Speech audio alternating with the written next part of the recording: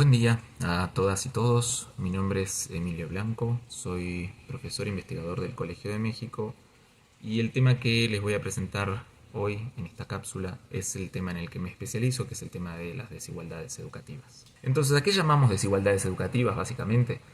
A todas las diferencias en un conjunto de dimensiones de la educación, como son principalmente el acceso a la educación, el acceso a distintos niveles educativos, las trayectorias dentro de esos niveles educativos y finalmente los resultados en esos niveles educativos, principalmente lo que tiene que ver con los aprendizajes. Específicamente llamamos desigualdades educativas aquellas diferencias que están asociadas a factores no controlados por los individuos, que no están bajo el control de las personas, como por ejemplo, de manera paradigmática, el sexo, la condición étnica y muy fuertemente el origen socioeconómico. Lo interesante de esta clasificación que yo les planteo es que un poco, sobre todo la diferencia entre oportunidades de acceso y resultados educativos, sí refleja el movimiento que se ha dado histórico en la educación a nivel mundial y latinoamericano, el movimiento de las preocupaciones que hemos generado acerca de la desigualdad durante el siglo XVIII, XIX en Europa y durante el siglo XX en nuestros países.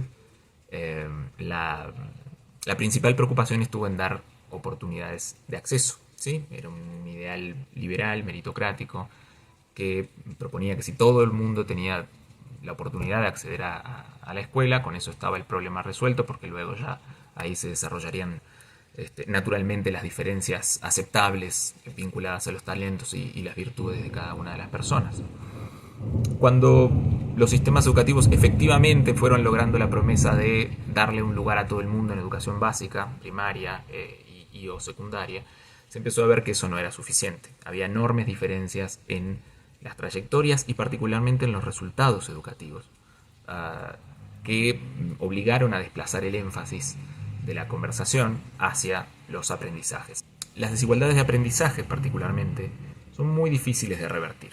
Es decir, se han hecho esfuerzos, no diría que grandes esfuerzos, pero sí esfuerzos en términos de política para reducir las brechas de aprendizaje, particularmente enfocándose en los grupos más vulnerables, en las escuelas más vulnerables, lo que se han llamado políticas compensatorias, así como políticas vinculadas a la mejora de la calidad.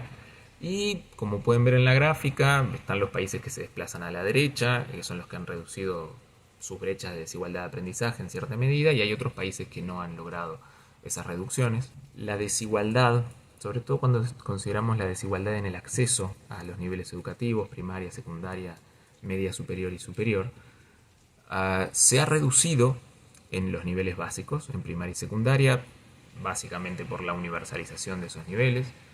Prácticamente tenemos coberturas del 100% en la mayoría de los países de Latinoamérica en primaria y cercanas al 100% en secundaria.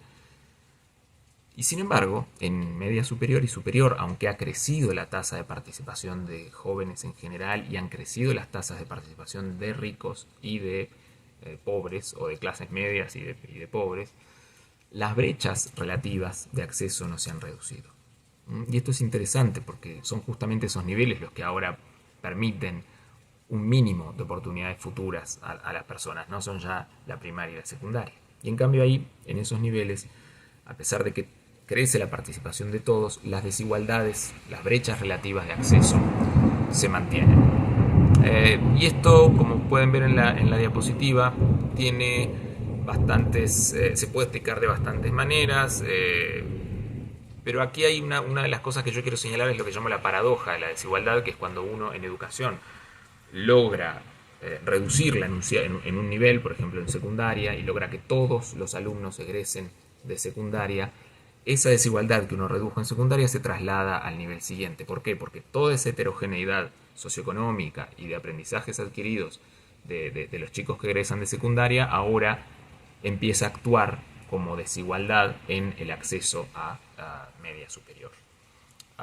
Entonces, una de las cosas interesantes, complejas de la desigualdad educativa, la desigualdad educativa es su permanente desplazamiento hacia adelante. Y finalmente, para redondear ya esta cápsula, Quería hacer énfasis en esta idea de que las desigualdades se superponen y se acumulan.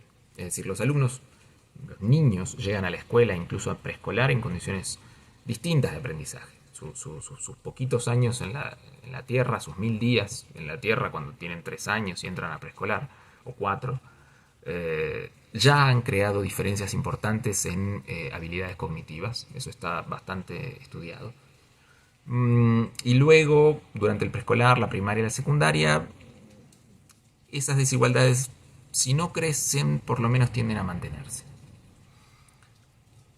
¿Por qué? Básicamente porque el sistema educativo, con mucha suerte, logra darle una educación más o menos igual a personas que son desiguales, pero la mayor parte de las veces en realidad le da una educación desigual a quienes ya son desiguales y no logra compensar estas diferencias, sino que más bien las reproduce.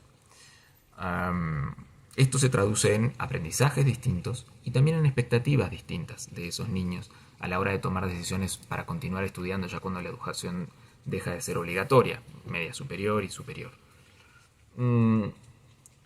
Justamente cuando ingresan a esos sistemas de educación media superior y superior, sobre todo la media superior, la educación se fragmenta, ofrece oportunidades muy distintas, alternativas educativas desfinanciadas, pauperizadas, generadoras de expulsión escolar, porque no existen los recursos ni las capacidades para acompañar a los jóvenes más vulnerables, que son los que entran a esas escuelas, mientras otros jóvenes tienen circuitos privilegiados o semiprivilegiados. Muchos opinólogos van a venir con el discurso de que, bueno, que en realidad es una cuestión de echarle ganas, de esforzarse, que si uno tiene la oportunidad de entrar a la educación, pues puede hacer lo que sea siempre y cuando se esfuerce, y eso no es cierto. Digamos, la educación sí supone muchas condiciones de acumulación, de capital cultural, incluso de estabilidad socioeconómica, que la mayoría de los jóvenes y niños de nuestros países de América Latina